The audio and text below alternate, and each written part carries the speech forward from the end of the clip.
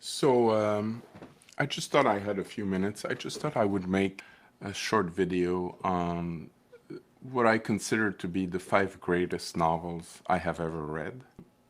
Now, the selection is a bit idiosyncratic. It's not all of these are considered the greatest classics of them all, but to me they are. One of the striking things when I look back on these are not necessarily the books that were the most influential to me, but they were the ones that I consider strictly from an aesthetic point of view to be the highest achievement. There are books that are closer to my heart that I consider lower on the scale of aesthetics, but there are still books that changed my life in a more discreet way or other, but that I consider artistically to be the highest form. They all have one thing in common. They are all first person narration. There are great books that are not first person narrations, but I find it much easier for the book to have an effect on me when it is first person narration. And all of these are. And it gives an immediacy to the characters that I think an omniscient narrator type of book never really has. There's a humanness of experience in there, a particularity that is, I think, unique to first-person narration. Not that I think it's essential. For instance, another great classic that I love is Kovadzis by Sienkiewicz. Another one would be the Hunchback of Notre Dame, Notre Dame de Paris. These are not first-person narrations, but first-person narration seems to have something that I usually don't find in novels that are written from an omniscient point of view. And most of the book that really influenced me, especially the novels, they're usually they will be first person narrations. It always surprises me that the proportion of novels that are first person narration is actually not that high.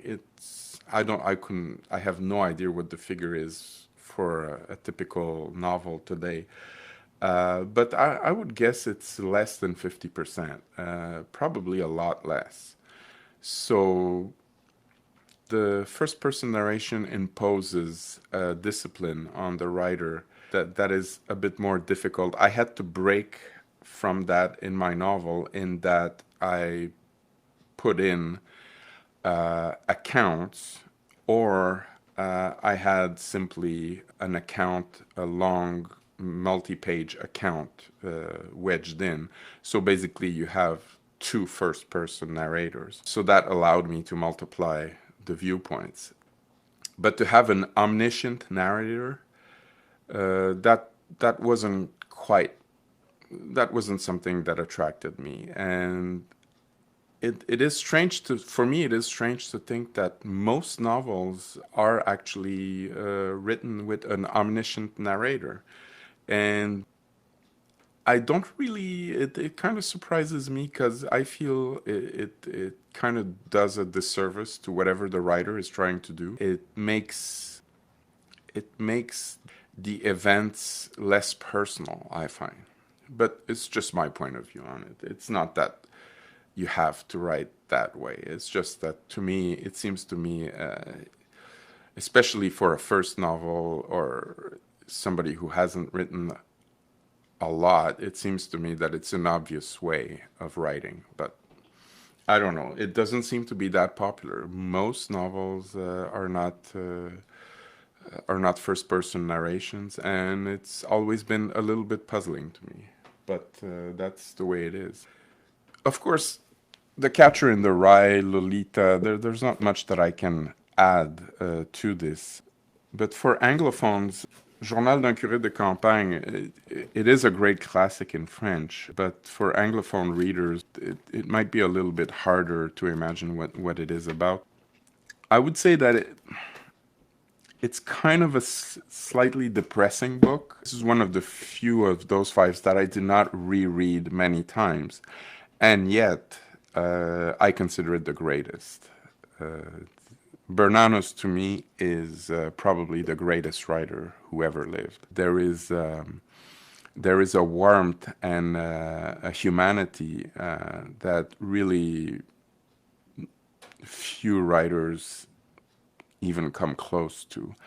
And at the same time, he is not what I would call, he's not a softie. His attitude towards life is quite hard, but it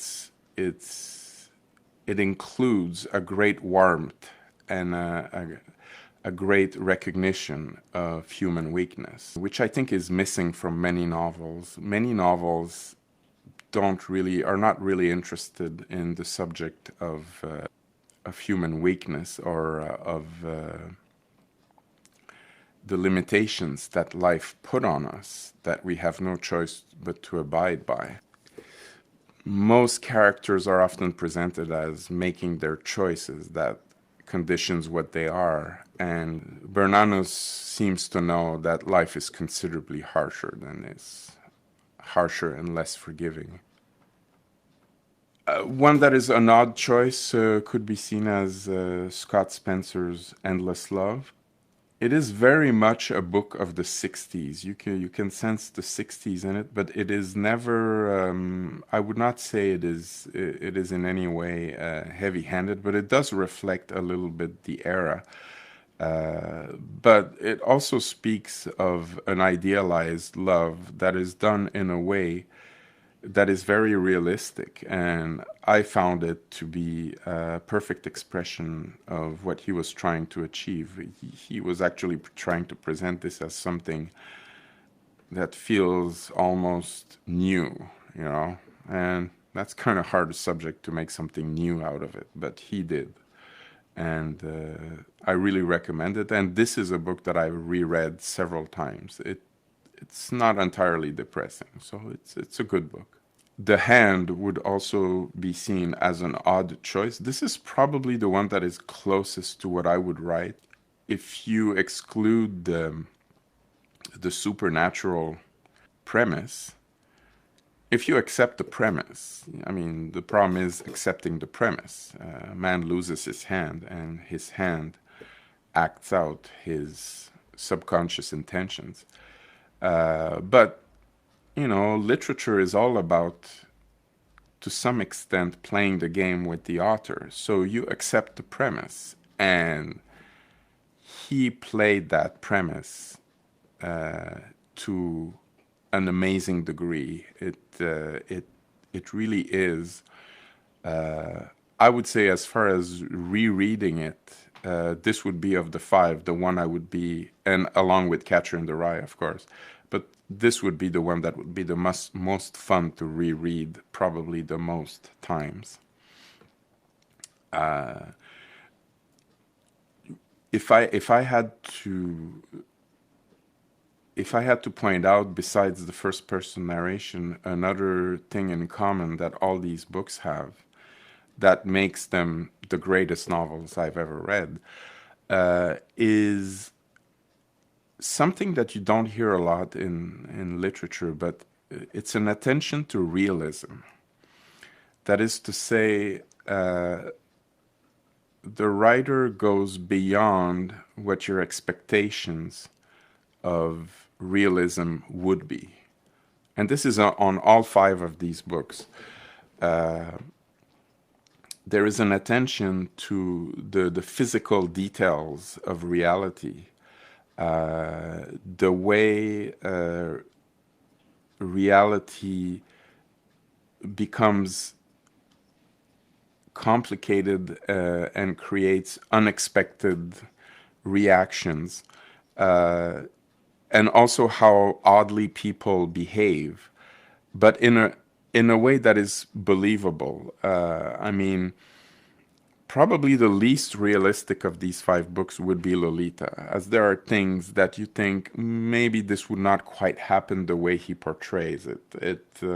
but it's close. It's very close, and I would not say it's a not unrealistic book, but the other books, they really pay a lot of attention to some of the contingencies of life.